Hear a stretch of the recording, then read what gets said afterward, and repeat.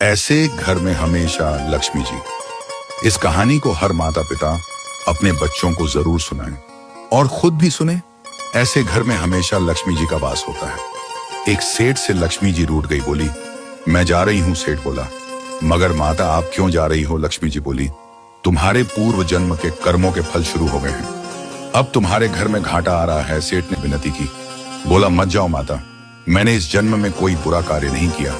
क्या इस जन्म के कर्म पूर्व जन्मों के पापों को धो नहीं सकते? माता बोली प्रारब्ध के कर्म फल तो भोगने ही होंगे, इसलिए जिद मत करो, तुम मेरे अच्छे भक्त हो, इसलिए मुझे खुशी खुशी विदा करो। सेठ बोला ठीक है माते, आप जाओ, मगर मेरी एक छोटी सी विनती है, चाहे मेरे घर में घाटा आए मगर इतनी सी कृपा कर दो मेरे परिवार में प्रेम हमेशा बना रहे।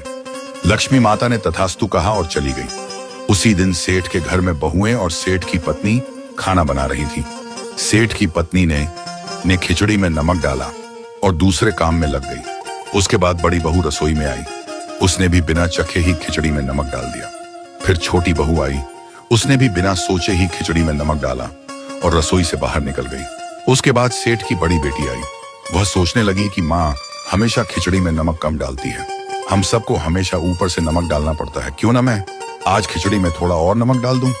फिर उसने खिचड़ी में और नमक डाला और चुपचाप रसोई से बाहर निकल गई। रात को सेठ खिचड़ी खाने बैठा तो खिचड़ी में नमक ज्यादा देखकर समझ गया को घाटा आ चुका है, अब सब काम उल्टे होंगे, कलह होगी, व्यापार में नुकसान होगा, मगर मुझे संयम से काम लेना चाहिए। ये सोचकर सेठ ज्यादा नमक डाली हुई खिचड़ी भी चुपचाप खाकर उठ गया।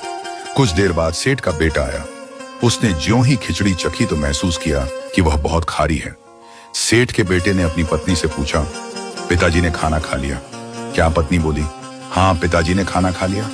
सेठ का बेटा बोला खाने के बारे में पिताजी ने कुछ कहा क्या? पत्नी बोली कुछ भी नहीं कहा, खाना खाकर चुपचाप चले गए। सेठ के बेटे ने सोचा कि जब पिताजी ने यह खाना खा लिया तब मुझे भी खा लेना चाहिए, इसलिए उसने भी वो कड़वी खिचड़ी खाई और उठ गया।